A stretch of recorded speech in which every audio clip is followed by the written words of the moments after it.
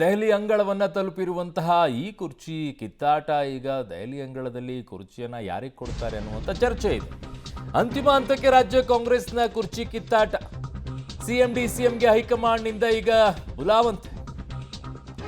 ನಾಳೆ ದೆಹಲಿಗೆ ತೆರಳಲಿದ್ದಾರೆ ಸಿದ್ದರಾಮಯ್ಯ ಮತ್ತು ಡಿಕೆ ಶಿವಕುಮಾರ್. ಫೈನಲಿ ಈಗ ಕರೆ ಬಂತ.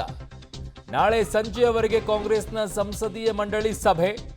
ನಾಳೆ ನಿಗದಿಯಾಗಿದ್ದ ಸಂಧಾನ ಸಭೆ ಮುಂದೂಡಿಕೆ ಸಾಧ್ಯತೆ ಅಂತ ಹೇಳ್ತಾ ಇದ್ದಾರೆ.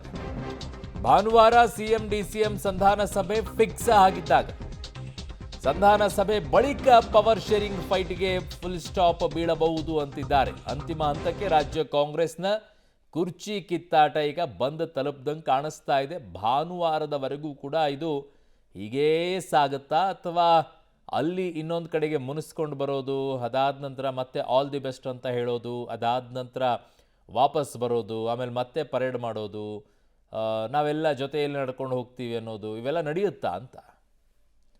ನನ್ನ ಸಹೋದ್ಯೋಗಿ ಈಗ ಪೊಲಿಟಿಕಲ್ ಬ್ಯೂರೋಯಿಂದ ಸುಖೇಶ್ ನನ್ನ ಸಂಪರ್ಕಕ್ಕೆ ಸಿಗ್ತಾ ಇದ್ದಾರೆ. ಸುಖೇಶ್, ಭಾನುವಾರದೊಳಗೆ ಎಲ್ಲ ಇತ್ಯರ್ಥವಾಗಿ ಹೋಗ್ಬಿಡುತ್ತಾ? ಅಷ್ಟು ಕಾನ್ಫಿಡೆಂಟ್ ಆಗಿದ್ದಾರಾ ರಾಜ್ಯ ಕಾಂಗ್ರೆಸ್ನಲ್ಲಿರುವಂಥ ನಾಯಕರು? ಅರುಣ್, ಈಗಾಗಲೇ 29ನೇ ತಾರೀಕಿಗೆ ಅಂತ ಅಂದ್ಕೊಂಡಿದ್ರು. ಅಂದರೆ ಸೋನಿಯಾ ಗಾಂಧಿ ಅವರು 28ರ ರಾತ್ರಿ ಬರೋ ದಿನಲ್ಲಿ 29ಕ್ಕೆ ಕರೀತಾರೆ ಅನ್ನೋದು ಟೆಂಟೇಟಿವ್ ಆಗಿ ಸಿಎಂ ಮತ್ತು ಡಿಸಿಎಂ ಅವರ ಡೇಟ್ ಕೂಡ ಎಐಸಿಸಿಯಿಂದ ಕೇಳಲಾಗಿತ್ತು.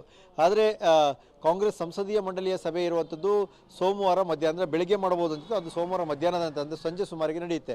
ಸಂಸದೀಯ ಮಂಡಳಿಯ ಸಭೆ ಬಳಿಕ ಮತ್ತು ಈ ವಿಚಾರ ಕೂಡ ಚರ್ಚೆ ಆದರೆ ತಡರಾತ್ರಿಯಲ್ಲಿ ಸಿಎಂ ಡಿಸಿಎಂ ಅವ್ರನ್ನ ಕರೆಸ್ಕೊಂಡು ಚರ್ಚೆ ಮಾಡೋಕ್ಕಾಗಲ್ಲ.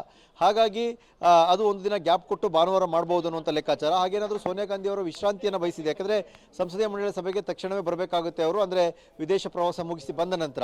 ಆರೋಗ್ಯದ ದೃಷ್ಟಿಯಿಂದ ಏನಾದರೂ ಬೇರೆ ದಿನಾಂಕವನ್ನು ನಿಗದಿಪಡಿಸುವ ಸಾಧ್ಯತೆಯನ್ನು ತಳ್ಳಿ ಹಾಕುವಂತಿಲ್ಲ. ಆದರೆ ಸದ್ಯದ ಮಟ್ಟಿಗೆ 29ಕ್ಕಿಂತೂ 30ಕ್ಕೆ ಪೋಸ್ಟ್ಪೋನ್ ಆಗಿದೆ ಅನ್ನುವಂಥ ಸಂದೇಶ ಬಂದಿದೆ ಅನ್ನುವಂಥದ್ದು.